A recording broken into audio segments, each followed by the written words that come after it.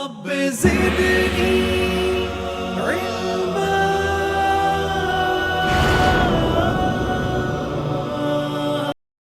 أعوذ بالله من الشيطان الرجيم. بسم الله الرحمن الرحيم.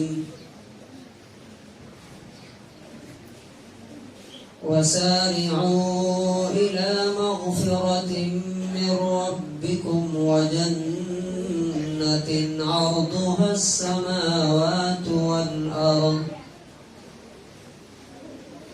أعدت للمتقين.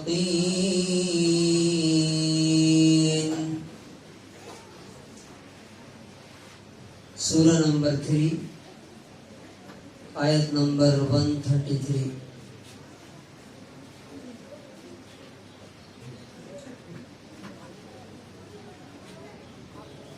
اپنے رب کی مغفرت کی طرف دوڑو اور اس جنت کی طرف دوڑو جس کی چوڑائی آسمانوں اور زمین کے برابر ہے.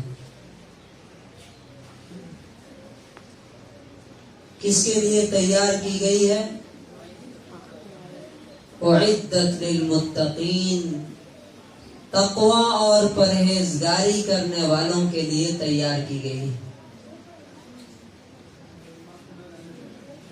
یہ آیت ہمیں کیا بتا رہی ہے؟ 2 باتیں. پہلی بات یہ ہے کہ تم جلدی کرو، تمہارے ہاتھ سے کہیں. اچھا جلدی کیوں کرو؟ اللہ کے رسول صلی اللہ علیہ وسلم نے فرمایا کہ دنیا کے کسی کام میں جلدی نہیں کرنا، سوچ سمجھ کے غور کر کے مشورہ کر کے کرنا ہے. مشورہ کرنا سنت ہے، لیکن اپنے رب کی مغفرت کی طرف تیزی سے بھاگنا ہے، جلدی کرنا ہے. یہ کیوں؟ اس میں مشورہ کرنے کی ضرورت نہیں ہے، اس لیے کہ کہیں ایسا نہ ہو کہ مغفرت حاصل کیے بغیر اور جنت حاصل کیے بغیر یہ موقع زندگی کا تمہارے ہاتھ سے چلا جائے.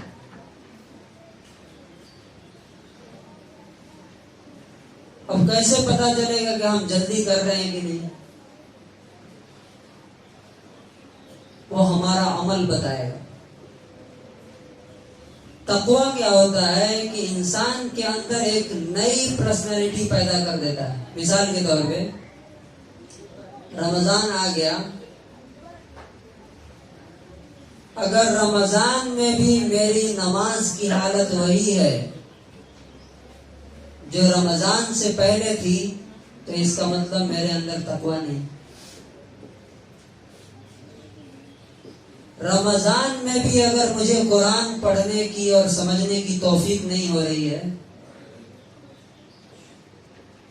تو اس کا مطلب یہ ہے کہ میرے اندر تقوی نہیں. اللہ سے اگر تقوی قرآن سے اگر نہیں جوڑ پا رہا ہے تو اس کا مطلب یہ کہ بس ایک ریچول ہے، ایک رسم ہے جس کو ہم پورا کر رہے ہیں، ادا کر رہے ہیں. اگر رمضان آنے کے بعد میری زبان میں اس کا اثر نہیں دکھ رہا ہے، پہلے جیسا بولتے تھے الٹا سیدھا، رمضان میں بھی ہم ویسے ہی بول رہے ہیں، تو اس کا مطلب کہ میرے اندر تقوی نہیں.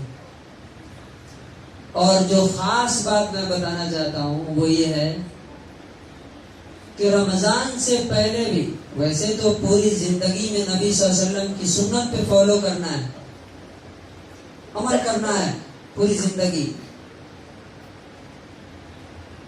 لیکن اس تقوی کی راہ میں جو سب سے بڑی رکاوٹ ہے وہ کیا ہے؟ جس کو اکثر لوگ نہیں سمجھتے ہیں، وہ ہے بھر پیٹ کے کھانا. رمضان ہمارا ہو گیا ہے منتھ آف فیسٹنگ. ایک نان مسلم نے لکھا ہے کہ رمضان is not the month of fasting, it is the month of feasting. طرح طرح کے ٹیسٹی اور لذیذ کھانوں اور بھر پیٹ بلکہ گردن تک کھا کر کے اور موٹا ہو جانا. رمضان کے بعد دیکھیے اکثر لوگوں کا وزن بڑھ جاتا ہے. کیا رمضان میں ہم نے کیا بھائی؟ یاد رکھیے بھر پیٹ کھانا اللہ تعالیٰ کو سب سے زیادہ ناپسند ہے. نبی صلی اللہ علیہ وسلم. اچھا یہ جو رمضان کا اثر دکھائی نہیں دیتا اس کی مین وجہ یہ ہے کیا کہ جب ہمارا پیٹ بھرا رہے گا کبھی بھی عبادت میں مزہ نہیں آئے. اب تراویح پڑھنے کا من نہیں کرتا. کیوں؟ افطار میں اور اس کے بعد اتنا پیٹ بھر کے کھاتے ہیں کہ اٹھا ہی نہیں جاتا. تو تراویح کا کیسے کھڑے ہوں گے؟ سحری میں اتنا کھاتے ہیں کہ اس کے بعد نیند آنے لگتی ہے. تو اب جا کر کے سوئیں گے کہ عبادت کریں گے؟ حالانکہ یہ بہترین وقت ہے عبادت کرنے کا.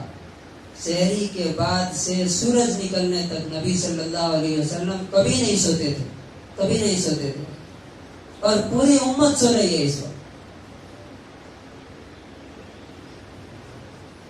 تو تقویٰ کی راہ میں جو سب سے بڑی رکاوٹ ہے یعنی اللہ سے ہمارا ڈر کیوں پیدا نہیں ہو رہا، رمضان کا اثر کیوں نہیں ہوتا ہے ہمارے اندر، اس کی ایک بڑی وجہ، اور بھی وجہ ہو سکتی ہیں لیکن ایک بڑی وجہ یہ ہے کہ طرح طرح کے اس میں فرائیڈ فوڈ کھانا، پکوڑے، سموسے.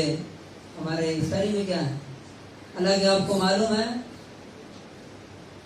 کہ یہ جتنے تل کے لوگ کھاتے ہیں نا رمضان میں اتنا زیادہ بیمار ہوتے ہیں، اتنا زیادہ پریشانیاں اٹھاتے ہیں. گیس ہو رہی ہے تو ادھر پیٹ پتہ نہیں کہاں سے یہ شروع ہو گیا کہ رمضان میں پکوڑے سموسے ضروری ہے. حالانکہ جتنا ڈیپ فرائی کرتے ہیں نا اتنا ہی ہماری صحت کو برباد کرتا ہے، ہمارے روزے کو برباد کرتا ہے. صحت نہیں رہی تو روزے کیا رکھیں؟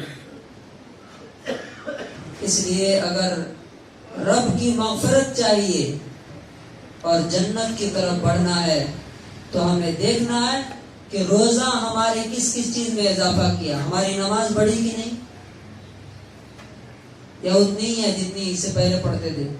ہماری نماز اسی کوالٹی کی ہے جس کوالٹی کی پہلے تھی. ہمارا قرآن پڑھنے کا جو اثر ہمارے دل پہ تھا کیا وہ بڑھا کہ نہیں بڑھا؟ ہم سمجھ کے پڑھ رہے ہیں کہ نہیں؟ ہماری پوری زندگی اگر چینج ہو جاتی ہے اس رمضان میں تب کہیں گے کہ میرے اندر اللہ کا خوف، اللہ کا تقویٰ پیدا ہوا اور میں جنت کی طرف بڑھ رہا ہوں. لیکن اگر میں رمضان سے پہلے جیسا تھا، رمضان میں بھی اسی طرح کھاتا پیتا ہوں، اسی طرح سوتا ہوں، اسی طرح باتیں کرتا ہوں، اسی طرح نماز پڑھتا ہوں، کوئی تبدیلی نہیں ہے، تو سمجھ لیجئے کہ یہ رمضان آپ کو اللہ سے دور کر رہا ہے.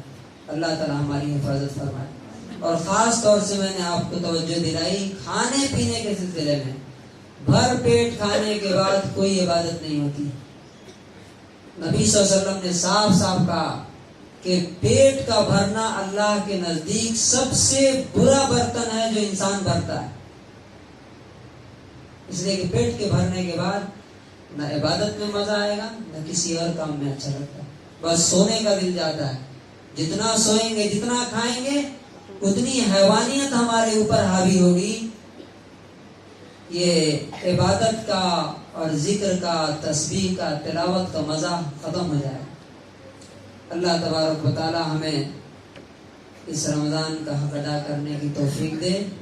اور ہم کل سے دیکھیں گے کہ جو کہا نا کہ جنت پرہیزگاروں کے لیے تیار کی گئی ہے.